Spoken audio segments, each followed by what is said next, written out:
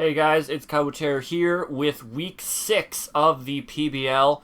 This week I take on the Aussie Aggrons led by my friend Ethio. And so we're going to bring up his team right now.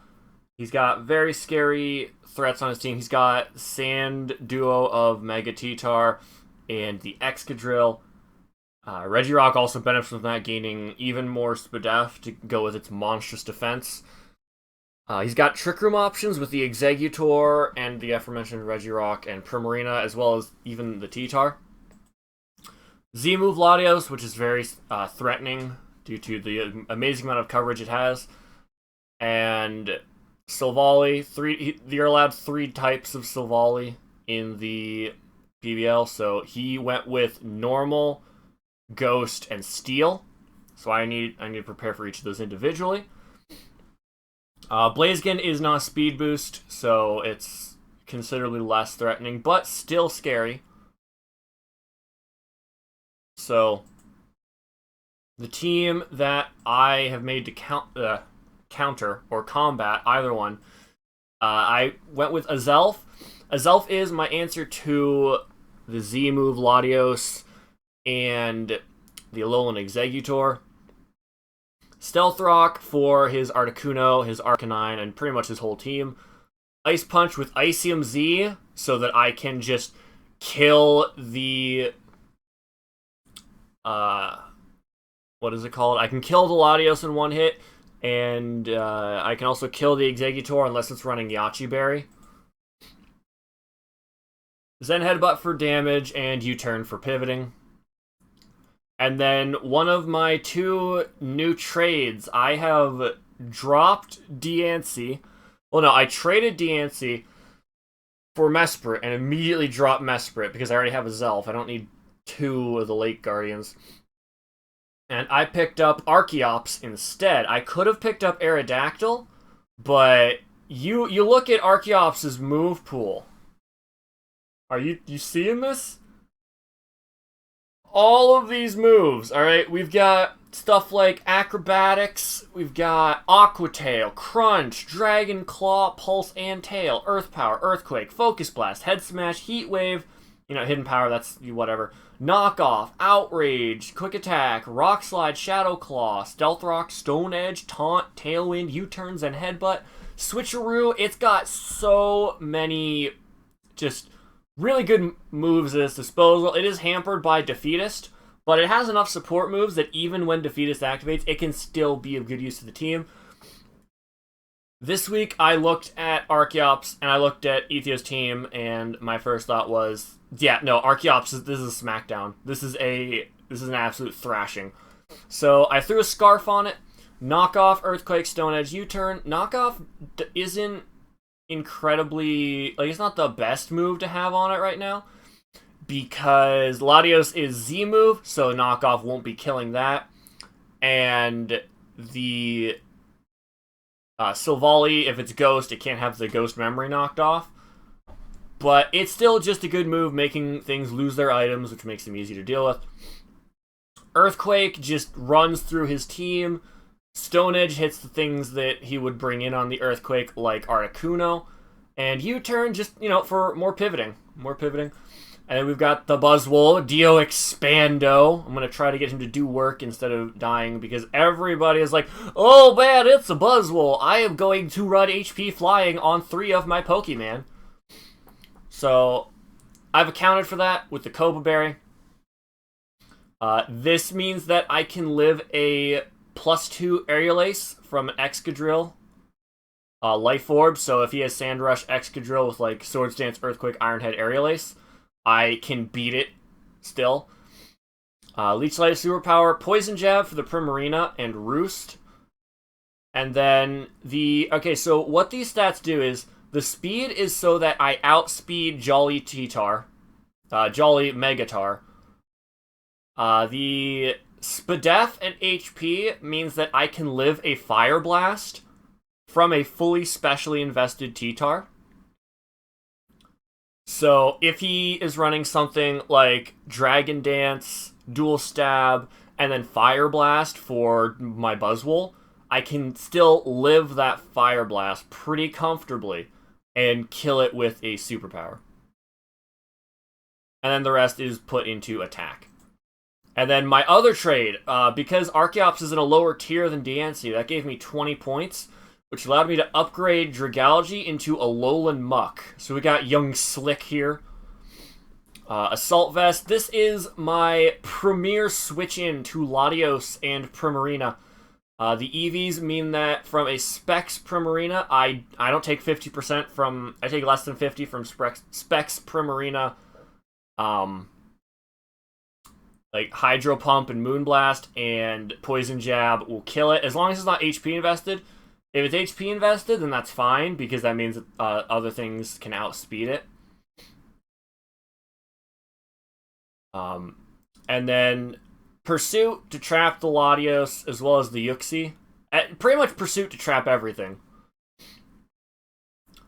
Just to get damage off as I force switches. Brick Break is so that T-Tar cannot Dragon Dance up on me, because I was very paranoid my entire team, everything has a way of like doing damage to T-Tar enough so that I can go into Archeops on the Dragon Dance and kill it. And then the next mon is Zebstrika. Overheat, Volt Switch, Wild Charge, and Pursuit. Again, I'm running Pursuit because that Latios is such a threat to my team. If Muck gets weakened, I'm in a big predicament. So Overheat will kill... Okay, so Overheat for the Excadrill. Volt Switch for pivoting. Wild Charge because the only ability that I can really run in this match is Sap Sipper, because he doesn't have an electric type, or even Pokemon that really get electric type moves. So this would only be coming in on a potential like Leaf Storm from Alolan Exeggutor. And I want to be able to get benefits from that, so I ran Wild Charge over something like Thunderbolt. And then Pursuit, again, because I can bring this in on something, scare it out, because they don't know what it's going to go for, and just get them with a Pursuit as they switch. The EVs. Max speed, of course. 208 special attack is all I need to kill Excadrill with Life Orb Overheat. And then the rest is put into attack so the Wild Charge can nab the KO on Primarina. And then the last mon is my Tentacruel, Tentaclear. This Bakugan reference. Scald, Rapid Spin, Sludge Bomb. I originally had Dazzling Gleam because he has fewer things to switch into Dazzling Gleam than he does for Ice Beam. But the things he would bring in on Dazzling Gleam would still get killed by Scald, and a lot of those are the same switch-ins for Ice Beam anyways. So I decided to drop that for Ice Beam. 248 HP, so it's an odd number. 252 defense, bold nature, and 8 special attack. It's mostly standard defensive Tentacruel. So, yeah, that's the team. And so let's get right into the match. It's not going to let me switch. Does it let me switch sides? There we go. Alright, so turn 1. Alright, so okay, so I didn't do live commentary for this, and I'm glad I didn't, because each turn took a solid, 5 minutes to do. Ethio was thinking out literally every single possible outcome, which I'm not saying is a bad thing, but when it's 10:30 at night for me, I almost psyched myself out 5 times in this match just because of how long it took. So he leads off with the... I really wish this resume thing wasn't here and it was just over here. Okay, so he leads off with the Articuno, I lead off with my Azelf, and I just figure he might be Defog, so I'm going to just go for Rocks. Regardless, I don't see Latios, so I don't need Azelf as much as I would have if he had brought that. I also noticed pretty early on that he has definite setup for Trick Room. He definitely has a Trick Room core of Eggy, Regirock, and the Primarina, as well as possibly the Megatar. He's running like a cursed Mega T-Tar or something like that. I think it gets cursed now. It might not be until later, until Gen 2 comes out, but I don't remember for sure. So I decide, you know what? I'm going to get up rocks. He goes into Eggy, and this is one of those turns that took so long I almost psyched myself out. I was thinking, you know, why would he bring this in on Azelf? He has to have some kind of plan. Like, if he brought this in on me, knowing that I have Ice Punch. I've used Ice Punch before in previous matches. So he's got to have something. He's got to be like max defense, Yachi, something like that. I ran the calcs. Icium Z, if he's Yachi max defense, max HP, does not kill him. But at the same time, I don't want to just use Ice Punch and waste... Like, I know he's going for Trick Room here. He has 100% he has to go for Trick Room here. So I am just going to blow him back with a Sub-Zero Slammer. He just drops.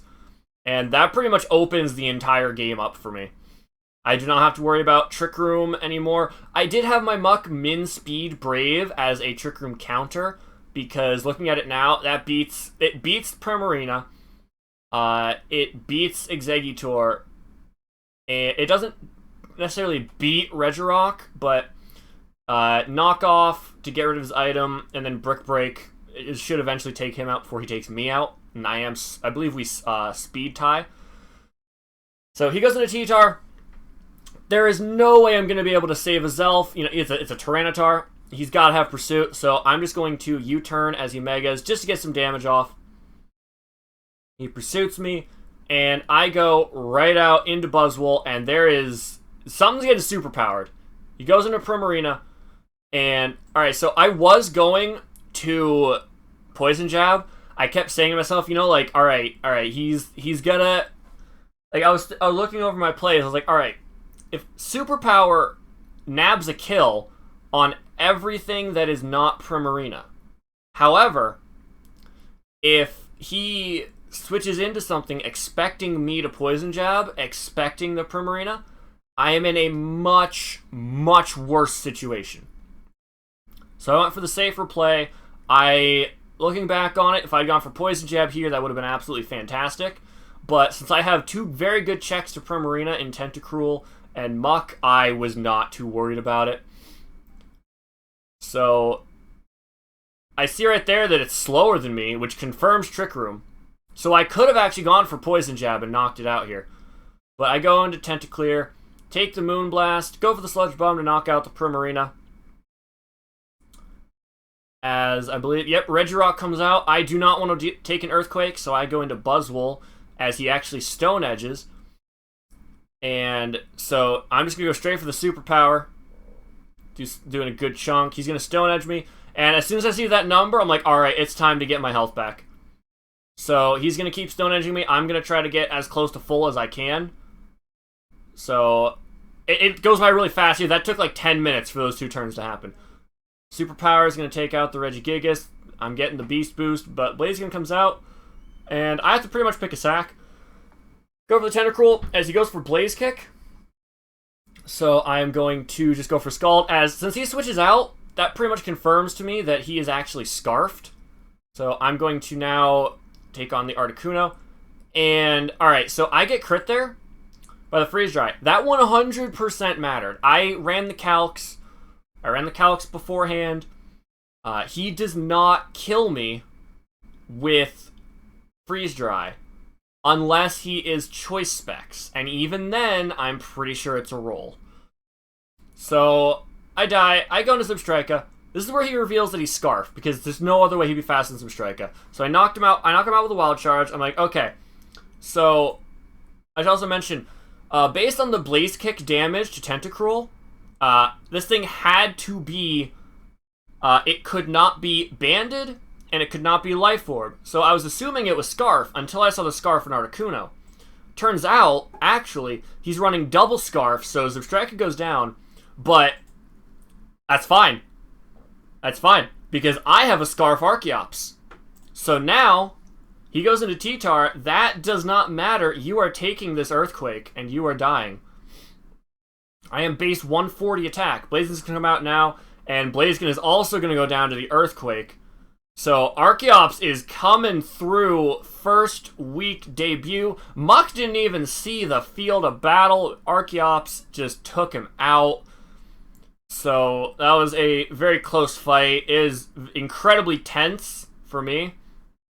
I was very nervous the entire time because I don't want to pull a wee Disney. I don't want to win 4 games and then lose every single game and then get knocked out of playoffs. So I'm trying to avoid that. So yeah, so that's the battle. Shout out to my friend Ethio.